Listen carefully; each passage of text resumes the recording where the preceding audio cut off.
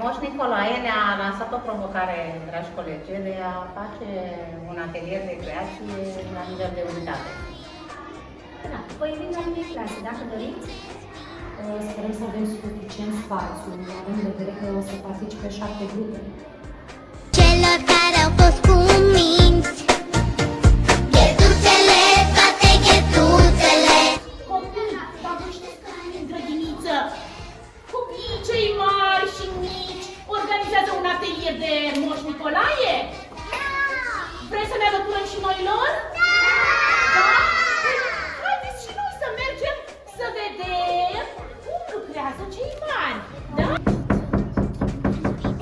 Da? Bună ziua! Bună ziua! Bună ziua! Pe noi ați uitat să ne invitați? N-am uitat, sunteți bineveniți, doar că o să fim puțin cam înghesuiți. Și ne mai primiți? Sigur că da, poftiți, haideți, poftiți! Bună ziua! Hai să căutăm un locușor, Copilaș, se pare, într-adevăr ne-a reușit, ne-am întâlnit cu toții și am realizat ghetuța lui Moș Nicolae. Dar se pare că suntem cam înghesuiți, nu prea avem spațiu. V-ar plăcea să mutăm atelierul de creație afară, în curtea grădiniței? Avem scale, avem tot ce ne trebuie. Hai să vedem cum ne putem descurca, să ieșim afară. Mergem să ne îmbrăcăm, da? Bine!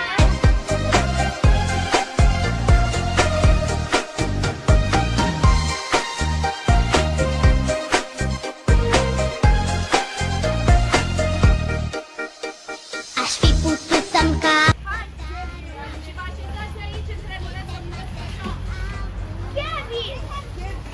Micul poartă 44, îi le iau cu împrumut.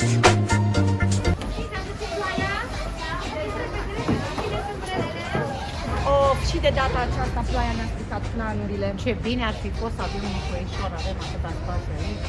Chiar și în partea aceasta este spațiu.